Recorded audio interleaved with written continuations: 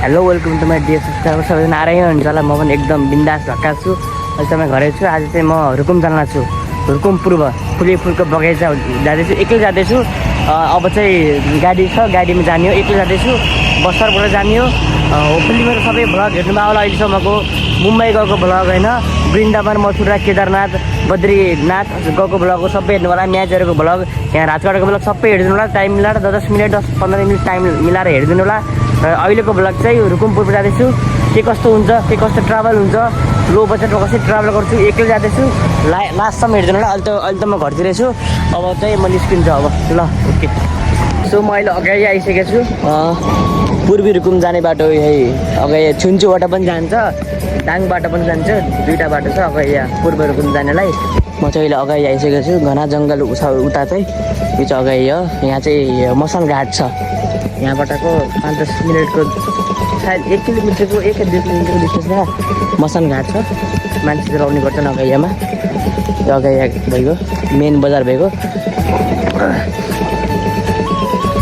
र हाम्रो नेपाल अधिराज्यभरिमा रुकुम दुईवटा छ एउटा पूर्व एउटा पश्चिम पूर्व रुकुम भने चाहिँ हाम्रो लुम्बिनी प्रदेशमा पर्छ जहाँबाट यही 2082को जो सांसद चुनावमा प्रतिनिधि सभा चुनावमा प्रचण्ड पुष्पकमल दाहालले सांसद जित्नु भएको छ र पश्चिम रुकुम भनेको चाहिँ कर्णाली प्रदेश पर्छ जाने बाटो चाहिँ यही हो होइन पूर्व रुकुम जाने बाटो चाहिँ यही हो good morning from Rukum Rukum आइसक्यो होइन अब मौसम राम्रो छ त्यतिरको हेर्नु पहाडी इलाका पुरै हुस्सु लाग्छ पुरै यो रुकुम आइसकेको छु म रुकुमको यो ठिक्कै बोर्ड चाहिँ हल्का अगाडि रहेछ जिप्पर काट्ने र त्यहाँ बोर्डमा अहिले पछि अब गाडीमा जाने हो बोर्डसँग पुगेन त्यसपछि अनि यहाँदेखि 40 किलोमिटर होला सिमाना पछि अनि सिधै चौरी खर्का फुलको बगैँचा बागलुङको पनि सिमाना रहेछ ठ्याक्क त्यसको उतापट्टि दोहोरपाटन रहेछ क्या त्यस्तै सम्मै रहेछ ठाउँ अनि अलिकति बिचमा सिमाना अनि त्यस पछाडि सिधै यतापट्टि बुर्तिमाङ यतापट्टि बागलुङ यतापट्टि चौरी खर्का दोहोरपाटन चौरी खर्का मौसम होइन नपुरतिर त घाम लागेको थियो यतातिर त मस्त आनन्द छ नि बिहानसम्म त जाडा भइरहेको थियो अहिले बल्ल अहिले यस्तो भएको छ रुकुमकोटको यो कुन ठुलो गेट रहेछ यो रुकुम इस्ट तल ताल छ कि सायद त्यहाँ आहा कसै दामी तालहरू त्यहाँ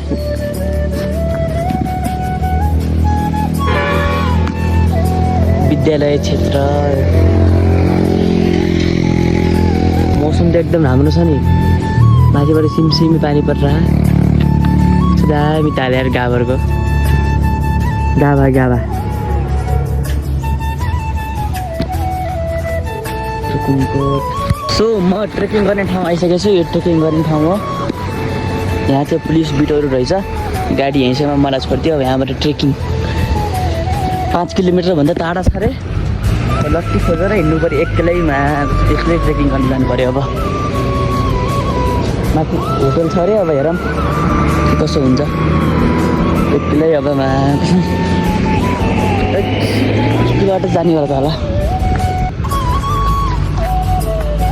मजाले यस्तो खोलाहरू हेर्दै एक्लै ट्रेकिङ गर्दै जाने हो दामी झर्नाहरू मान्छेहरू जानु होला नि अरे होइन जिन्दगीमा मजा लिनु छ भने साथी हो एक्लै लिनुपर्छ एक्लै कसैको साथ सपोर्ट बिनै बल्ल मजा आउँछ फुलहरू अलिअलि देखिसक्यो दामी अलिअलि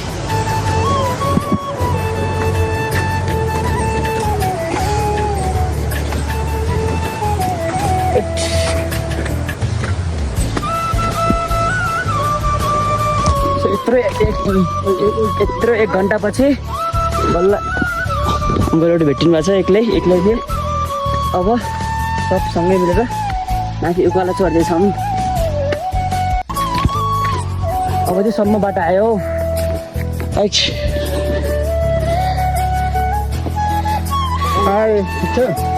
एकदम कहाँबाट आउनुभएको रे अङ्कल हजुरहरू खरबाङ डाङबाट आउनुभएको गोरे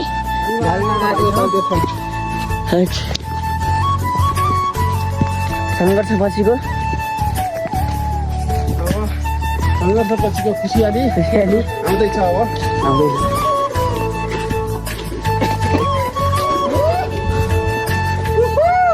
बडै लेक लागेछ बडै देख्छ यहाँ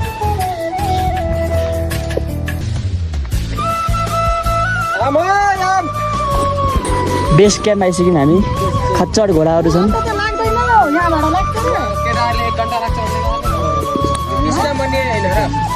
बेस क्याम्पको लागि भनेर कि सायद हो यही हो बेस क्याम्प 1 घण्टा 1.5 घण्टा भन्दैछ हामी गएर कति 1 घण्टा 1.5 घण्टामा जान्छ 12 बजे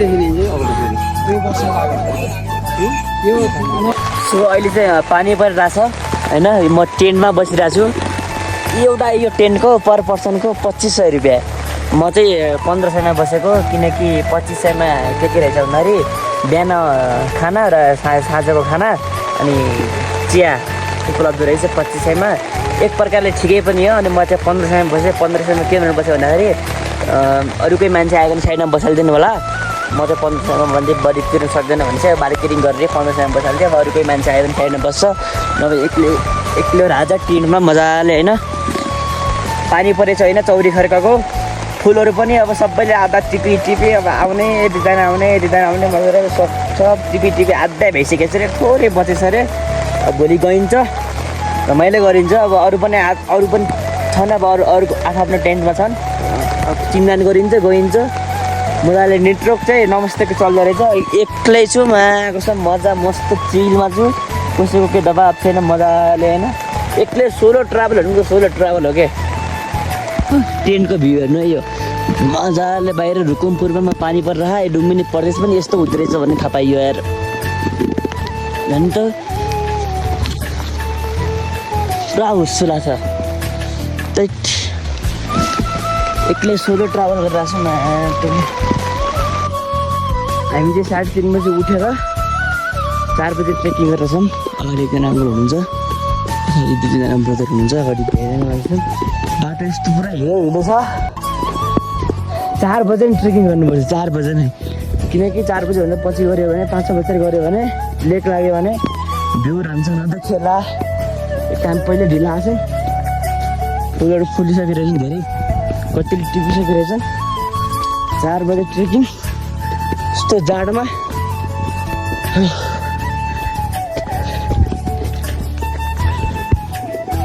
हामी ट्रेकिङ गरेर आधा बाटो आइसक्यौँ यहाँ चन्द्रमा अझै देखियो हेर्नु नि चन्द्रमा घाम त कहाँ आउँछ चन्द्रमा हामी आइसकेछौँ यस्तो लेक लाग्छ त्यहाँ भेडाहरू छन् पुरै लेक लागिसकेको छ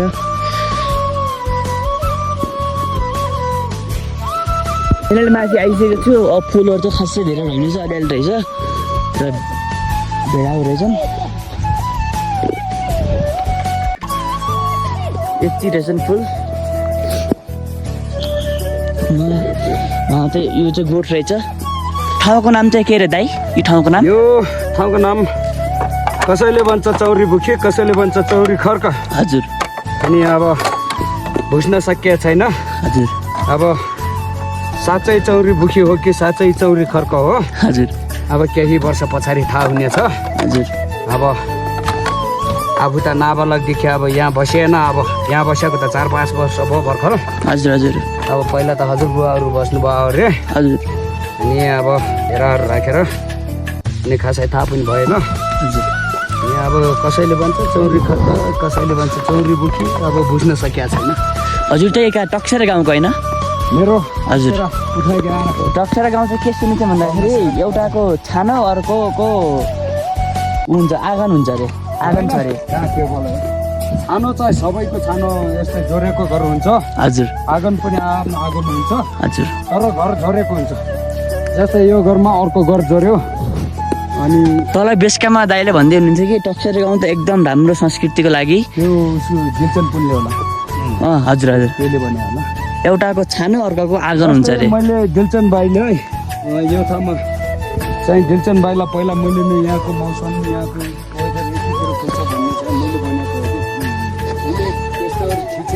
र यहाँ चाहिँ पानीको पनि धेरै समस्या सोलर रहेछ र माथि आकाशबाट जब पानी पर्छ नि त्यो पानी परेपछि यहाँ जब यो प्लास्टिकमा जब आउँछ त्यहाँ तल यहाँनिर पाल्छ हेर्नु भयो यहाँ यो पालबाट चाहिँ तल जान्छ किराय फटाङ्ग्राहरू छानेर। अनि त्यसपछि यो पानी यस्तो पानी फोहोर पानी भयो नि खानुपर्छ बाध्यताले अरे।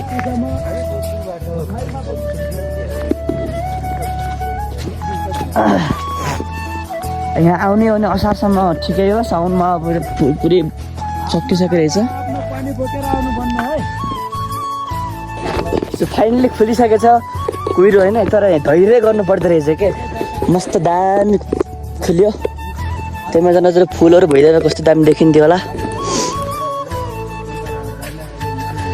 यो चाहिँ गोठाला भएको गोठ। भागा भागा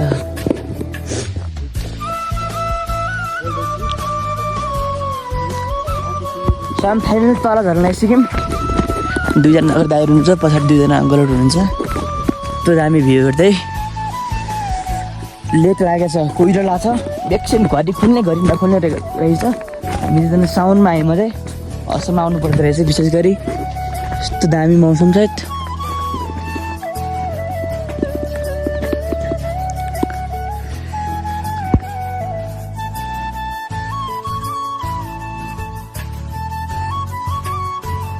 हामी चाहिँ अब ट्रेकिङ गर्दा ट्रेकिङ गर्दैछौँ। अब तल ओर्लिँदैछौँ। यस्तो सुन्दरता भ्यू देख्थ्यो नि।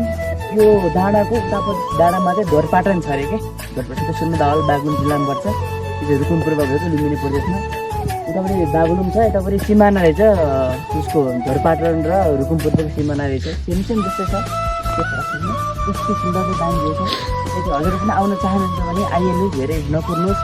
खास गरी आउनु त असारमा हो, तर पनि आएर भ्यूको लुप उठाउनु होला। किनकि रुकुमपुरमा मात्र होइन, रुकुमपुरबाट बुर्कीबाग हुँदै हजुर ढोरपाटन जानु सक्नुहुन्छ। ढोरपाटनबाट ट्रेकिङ गरेर बुर्कीपाटन जानु सक्नुहुन्छ। यस्तो दामी भ्यू हेर्दै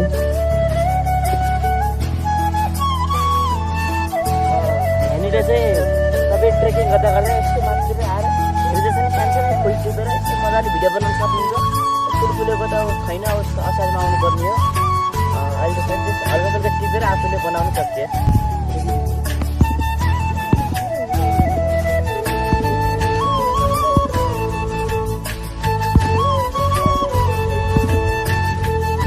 हामी फाइनल त आइसक्यौँ। अब बेस क्याम्प आइसक्यौँ। यो बेस क्याम्प हो। बाइकहरू पनि अलिअलि आउँदो रहेछन्। अब राइडरहरू ल्याउनु सक्यो भने त ल्याइहाल्छन्। बाइकहरू ल्याउँदो रहेछन्। यहाँ नास्ता पनि बेस क्याम्प भएको त यहाँबाट 2 घन्टाको बाटो हो। कोलपुरबाट दाइ तपाईँ कहाँबाट आउनुभएको? बाइकमै आइदिनु भयो। तल कतिको गाह्रो भयो कि नै? सबै एकचोटि 2-2 चोटि लड्यो। त्यस्तो गाह्रो चाहिँ ठिकै लाग्यो। यतिको चलाउने मान्छेलाई त यस्तो नर्मल भएको यता हिँडिराखेको हाकिरहेको हुन्थ्यो।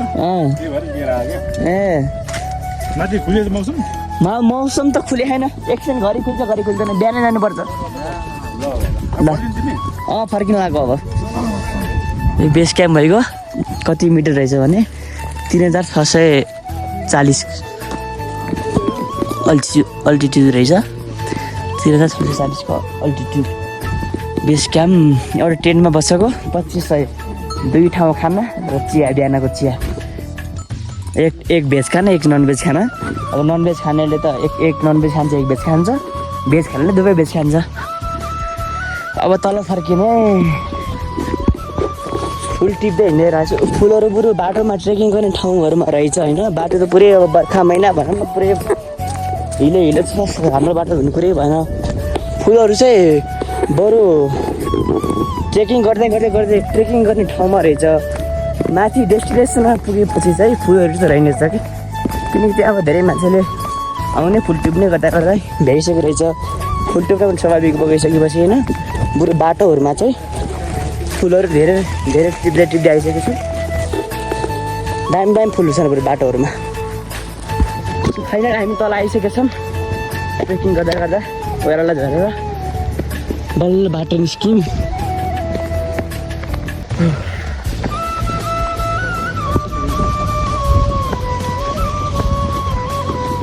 गाडीमा छु। म लिफ्ट मागेको हेर्दा लुकाङ जानु छु। जुन सिमाना हो नि त्यहाँबाट चाहिँ टाढा मलाई थाहा छैन। लुकाङ आधा बाटो, त्यहाँबाट गाडी पाइएला भने आसमा हो। त्यहाँबाट चाहिँ के हो कसैलाई केही थाहा छैन। यस्तो गाडी यस्तो माथि भित्र चाहिँ प्याक भएर हो कि। यस्तो झरना दामी दामी सुन्दरता हेर्दै आधा बाटोसम्म गाडी लिएर आइदियो आधा बाटो चाहिँ पनि के होइन 3-4 किलोमिटरसम्म त्यसपछि अब गाडी नपाइँदासम्म त हिँड्नु पर्यो यत्रो ट्रेकिङ गरेर आइएको छ र अब यो त के हो र होइन सनफ्लावर भेट्यो कि बाटोमा छुटेको